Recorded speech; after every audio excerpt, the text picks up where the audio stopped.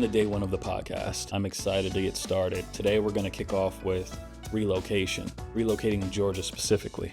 Now, the reason why people normally move is because they have a career shift. They want to change the climate that they're in, change a location where there's something that has better scenery for them. That's why I'm here to help you transition into the beautiful state of Georgia so you can take advantage of all that it has to offer. So the reason why relocating is important to me is because while I was in the Coast Guard, that's all we did after we served our time at each unit. You could either do 2 years at a remote location, 4 years, or 6 years, and sometimes even more, if they needed you to extend so you can do another job at that specific location. So when I would move around consistently for the job, the Coast Guard made it easier for me so I wouldn't be so stressed. They would hire movers to come in, package everything for me, put them in a truck, and all my stuff would go. And then they would bring it to my new place, unpack, and then I would put everything together. So all I would have to worry about is getting my vehicle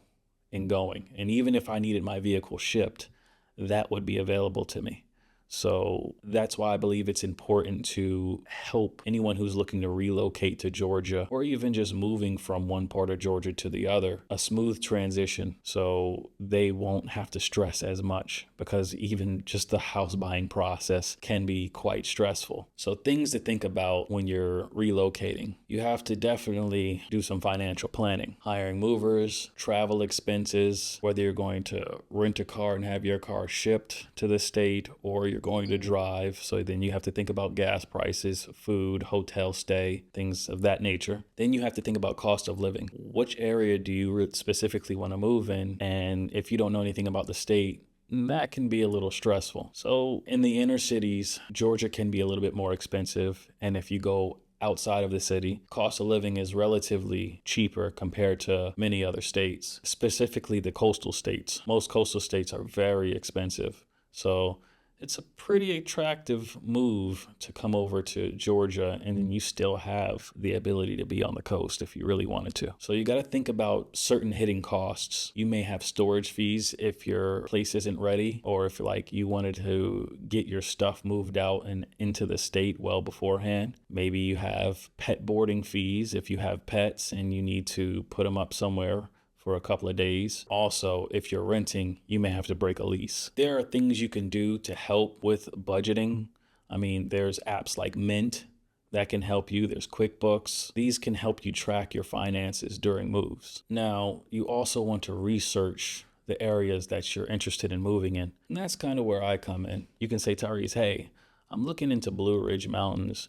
I really want to get into the outdoor lifestyle, but I don't really know much about it. I can go to the area, I can record, find really good places to eat, good trails, and that's something I already like to do. So I'm already there. There are different resources that you can look into. We have Real Scout, and that can definitely help you narrow down the area that you want to live in. Now, if you're concerned with safety, there are online resources that you can look up so you can make sure the area is right for you. There's also online resources for the quality of schools in the area, whether if you have children or are planning to have children and you want them to grow up in the home. You can also look up amenities, your must-haves, and that way you can narrow down exactly what you want. And there are some things you may or may not, be able to live without. Now, if you're into the outdoor scene and you like nice restaurants, you want to know what the culture's like in the area, usually on the county websites, they usually have an event calendar that lets you know whether they're doing certain festivals monthly, annually, or semi-annually. You can look into joining neighborhood groups on Facebook. You can follow local influencers. Look for Facebook groups and Reddit groups, and those can help you narrow down certain areas, what people are doing in those areas, and they can showcase things for you. I will personally be showcasing trails that I go on, the many waterfalls in Georgia, and certain towns that may be to your liking. Now, if you're single, you got nightlife, you got dining, and you got networking opportunities out here. Atlanta metro area is huge for networking. There's always something to do, whether you want to be away or you want to be close to the city. You can also look into apps like Nextdoor And there's usually communities all throughout Georgia that are using Nextdoor, and you can find out what's happening locally. If you need a broader view of your surroundings, think about using Google Earth.